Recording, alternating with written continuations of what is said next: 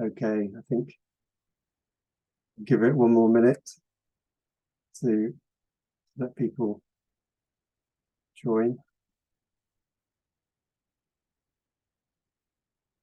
Okay, fantastic. So hello everybody, thank you very much for joining our webinar. My name is Nick Law with JBA Consulting, and this is our second webinar in a series where we're looking at different elements of offshore wind farm projects through the eyes of our software ForeCoast Marine. For those of you that don't know JBA Consulting, we're an engineering consultancy. We're experts in weather and climate risk management. So we're all about the pursuit of resilience and adaptation in a changing world. To do this, we have experts in computer modeling and analytics to understand those risks. We are engineers who are designing solutions to those problems, and we build support, decision support software so clients can help design and optimize their own solutions. And ForeCoast Marine is one of those solutions. So this webinar today is titled Simulations and Savings, Reducing Costs by Optimizing Feeder Barge Strategy. And this was really inspired by our recent attendance last week, actually, at the American Clean Power event in Boston. And we spent some time engaging with stakeholders in the sector, hearing about the kind of challenges that they have in that part of the world. Obviously, one of them, very much like UK and Europe, are the rising costs in the supply chain. And actually, when we were there, we heard that Avangrid had pulled out of the City Park project, stating unprecedented economic headwinds. So clearly, really big issues. Another element that we learned about was the Jones Act, and the rising, the restrictions that puts on companies where they're not allowed to transport goods with a non-US registered vessel. So this really pushes developers to look at feeder barge strategies using US feeder barges. So with those two things in mind, we thought today we would simulate some different feeder barge strategies, have a look at the scale of the difference in costs and durations that those strategies can have, and the amount of cost saving that you can achieve with the right strategy. So at this point, I'm going to hand over to Laurie Wilkinson, who's our senior metocean consultant, who's going to take you through some of those strategies and talk about some of the different results we've achieved. So over to you, Laurie. Thank you, Nick. I'll just share my screen now to show a quick presentation. So the aim of the webinar is to show how ForeCoast Marine can be used to optimize a construction strategy for an offshore wind farm, and in doing so, potentially save millions of dollars. So the study we're going to show is very typical of a use case of ForeCoast Marine and is applied to optimizing feeder barge strategies for the US East Coast. Just the key point, though, the inputs and results are just for demonstration purposes, just to show how you can use ForeCoast Marine for such a study. First of all, I'll go through the, in terms of the structure of the webinar, I'll go through a summary of the inputs, then I'll do a user interface demonstration, and then compare some of the results. So the key inputs for the webinar, it's on the US East Coast, so it's shown on the map on the top right here. It's a hypothetical wind farm made up of 9x9 diamond grid of turbines, 13 megawatt capacity each. The turbines use a fixed foundation structure, and what we're simulating here is the installation of the wind turbine generator or W2G components. The other key inputs are that the components were installed by jack-up barges or JUBs supplied by feeder barges. So how this works is that a jack-up barge or multiple jack-up barges would stay on site and then wait for components from the feeder barges. one feeder barge is ready, it would go to an asset, and then a single jack-up barge would meet the feeder barge at that asset, and then they would install the components together.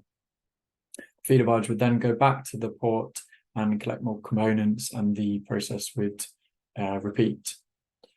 For this, we have compared 4 different vessel strategies.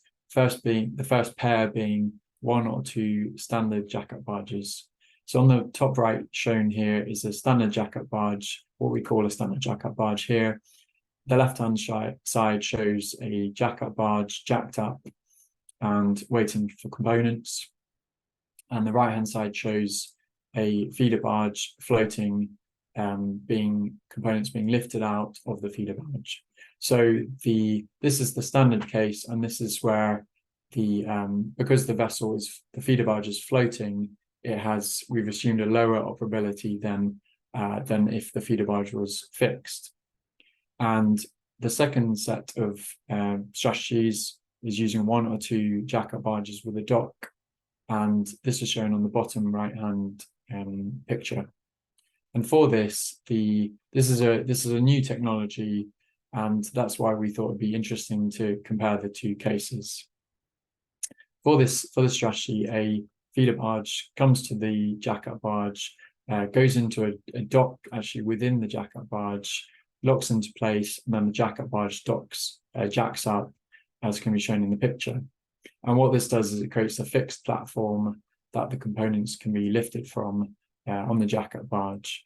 And because the feeder barge isn't moving around, then it means it has a higher operability, so you can carry out the installation in higher metocean thresholds.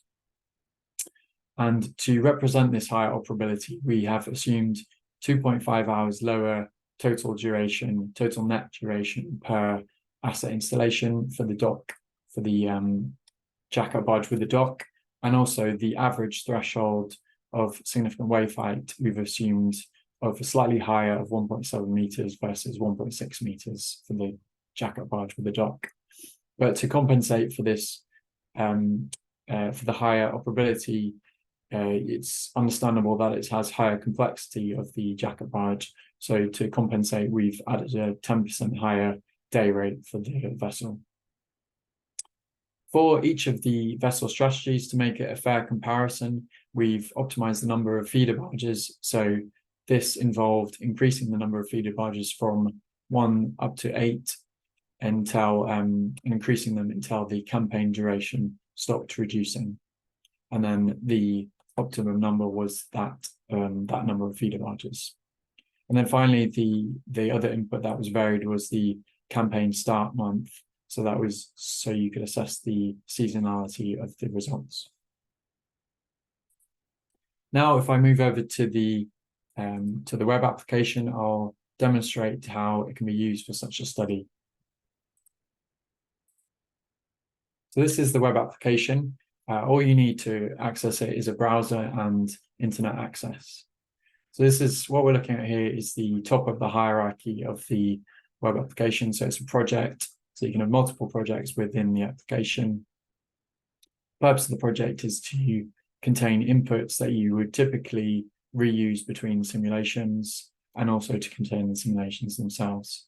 And using the team functionality, you can share inputs and results. First of all, if we look at the inputs, the project details. So this project actually has all of the inputs for the webinars that we're doing, but I'll just zoom into the US East Coast.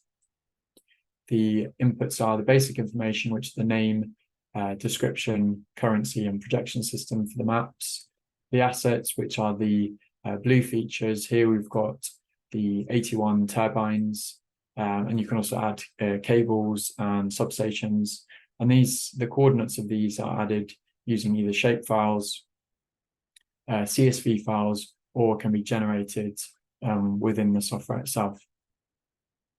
Next are the ports. These are just point coordinates. So these are the pink points here. We chose New Bedford because it's scheduled to be one of the big ports for the offshore wind industry in the US East Coast. And that's just a name and coordinates. And then for the metocean data, this shows the location of the data, which is used to select when operations are being completed. So it uses the nearest metocean data available. And what that data is a CSV file. So this one, US, New York, and this is ERA 5 data for it to download. This is going from 1991 to 2021, and there's hourly data, and a significant wave height and wind speeds at 10 meters above mean sea level. This can be uploaded yourself, and we can also help you obtain data. And in the next month or so, we're adding functionality to allow you to download data directly from the user interface from the global free data set ERA 5. So that's the project, very quick to set up, just a few minutes. Now I'll move on to the simulations. So in ForeCoast Marine, you can do either construction simulations or operations and maintenance. Here we're just focusing on construction, and this is simulating the assembly, installation, and commissioning of asset components. And the purpose of it is to assess key performance indicators such as the capital expenditure and project durations, such as the total campaign duration, and also the durations of each work package and the costs involved. So here are all the simulations for the project. If I just use the filter to find the ones for this webinar, you can see here a lot of simulations, so 24, and this is varying the number of jack-up barges, type of jack-up barge, and the number of feeder barges. So you can see a lot of simulations. Each of them only took a few minutes to set up, and that was largely due to the cloning functionality, because once you've set up one of them, you can just clone it and then change the number of vessels or tweak the operation details within them. So what we'll do here is just go through one of these, the results and the inputs. I'll use this one just because it's quite a typical case. So it's using 2 jack-up barges with docks and 6 feeder barges. So here are all the inputs for the simulation. They start off green, but they start off red. But as you go through them and they're validated, they go green to show your progress. It's best to go from top left to bottom right, just for dependencies between the inputs, but you can go in any order. So basic information is just the name, description of the simulation. Metocean data is it's very simple. This is just choosing the data points that you want to use from the project. So here you can see the yellow highlighted point. Settings are the controlling the start dates of the campaigns. So just a recap on that, how the simulation works is it goes through the historical data, simulates the operations involved for a particular start date, completes the project, calculates the results for that campaign, and then moves on to the next campaign, and so on. So for this one, we've got the first campaign starting on the 1st of January 1991, and that's the start date of the metocean data. Then the next one, because we've got a duration between model runs of 1 month, it means the next campaign will start on the 1st of February 1991, and it will go through the data until it completes. And then the end date time is just the last date time of the metocean data that we'll use. Next, ports. Ports page is very simple. This is similar to the metocean data, just choosing which port or ports to use. So here we use the New Bedford port. And then onto assets. So assets are added as groups. So this is a group, this card is a group, and it's defined with its layout, which comes from the project. So those are the coordinates of the layout. And then in the simulation, you edit the properties of them. The properties are the name, description, and then the design, which is the engineering design of the assets.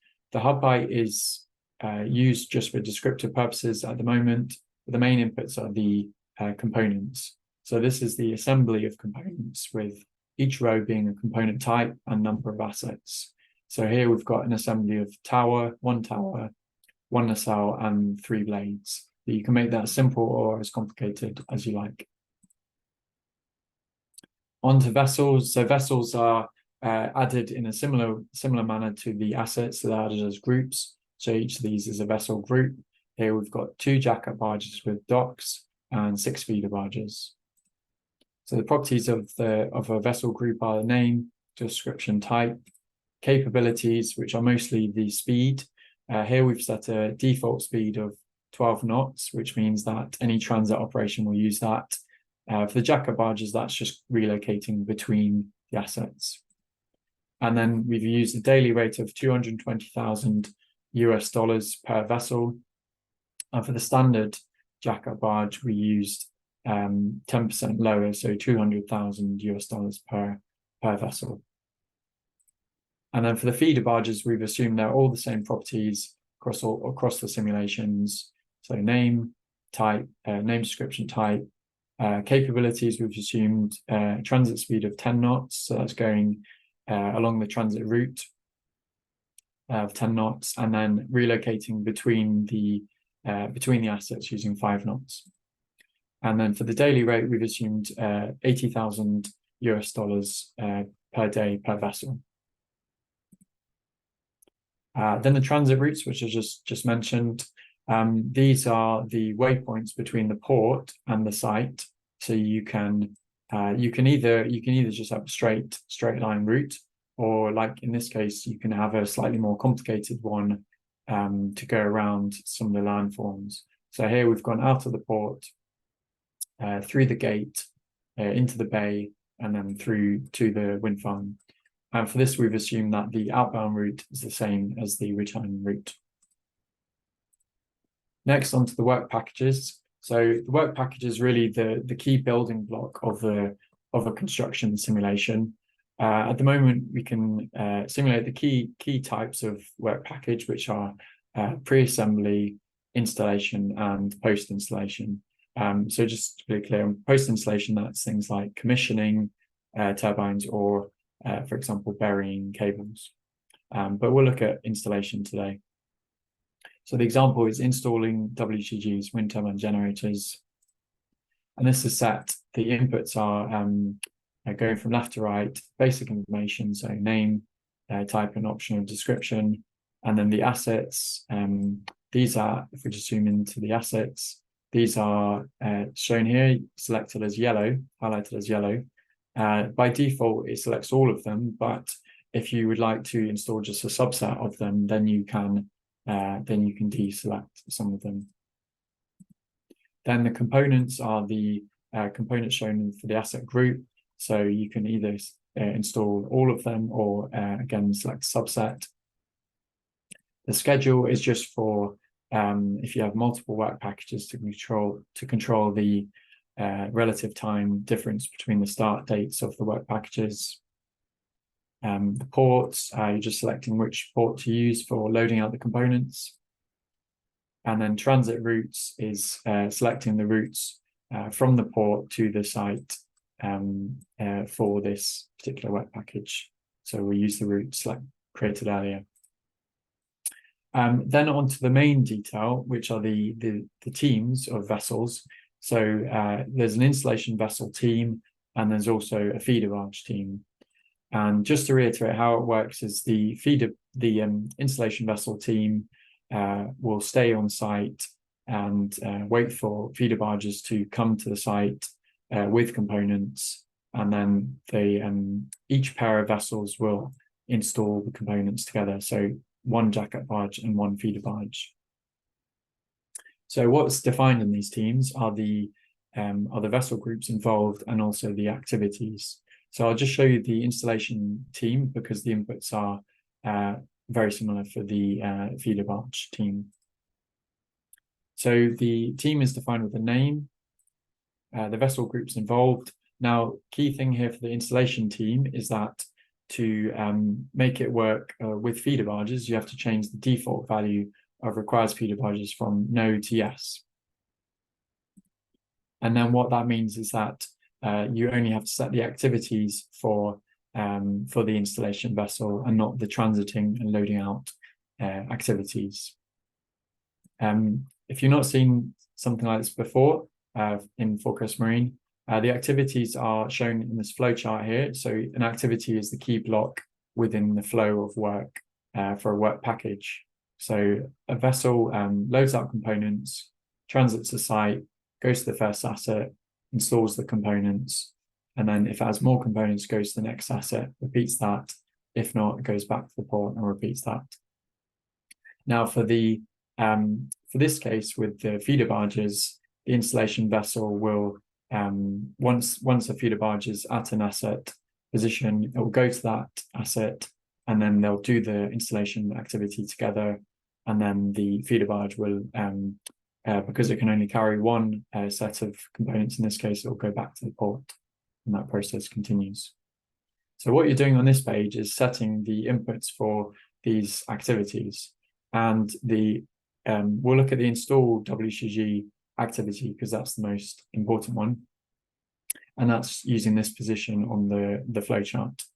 So if we just go in here, the activity is defined by the suspendability type, which is explained here, but you can have non-suspendable and suspendable. So suspendable means that you can have metocean downtime between operations, whereas non-suspendable means you need a window to carry out all of the operations in one after the other without downtime. For this example, we've assumed that the activity is suspendable, and that's because the jack-up barge is jacked up, and therefore it's in a safe position, and therefore there can be downtime between the operations. The description or name of the activity is also set, which is install WCG. Now these are operations. I'll just close that just to get some more space because there's quite a lot of detail here. And I'll just zoom out a bit. The operations shown, this shows you the operations, and one of the key advantages of ForeCoast Marine is that you can build up a lot of complexity of the workflow involved. So really represent the details in the vessel operations. So here we've got 13 operations. So each row is an operation, and each operation is defined with its name, duration. So that's how long it takes without downtime. Then the starting window. So how long the metocean conditions need to be within the thresholds for it to go ahead. The outcome type. So that's transferring or installing.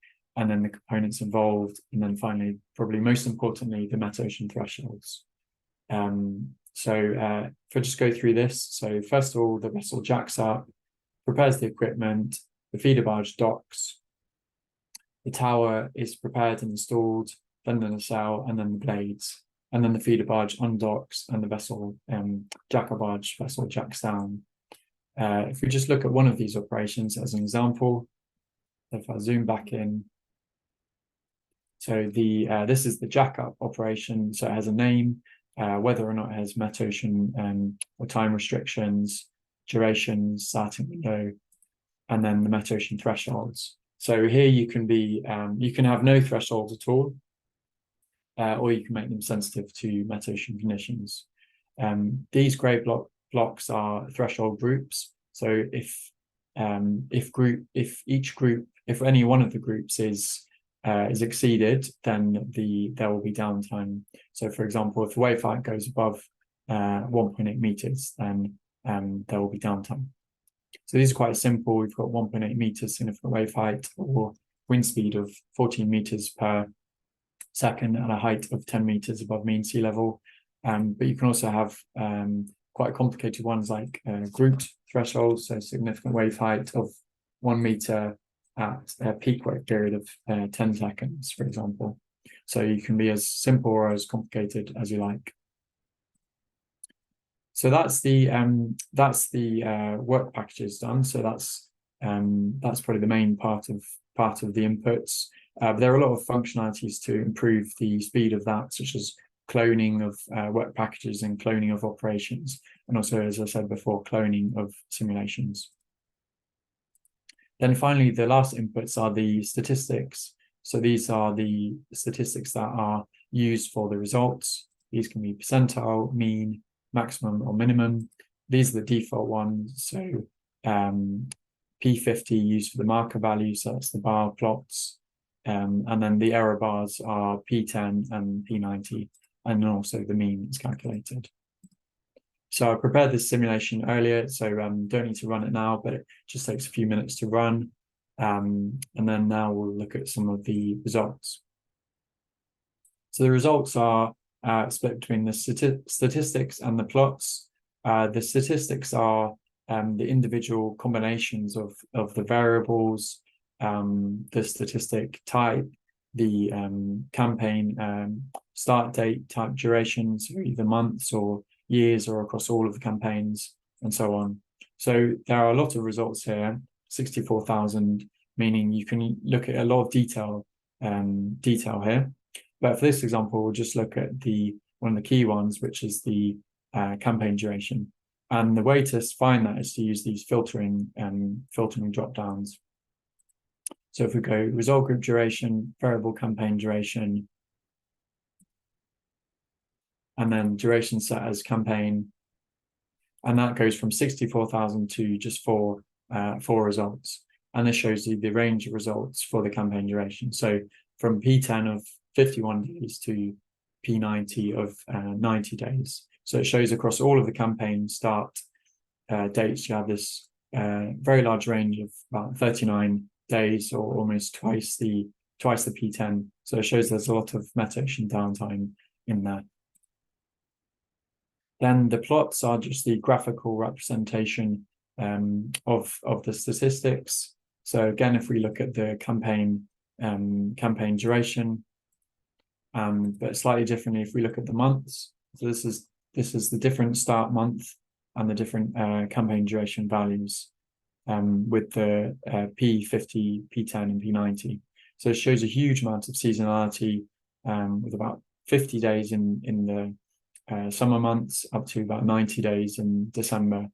So it shows about twice the duration in the winter months compared to the summer months.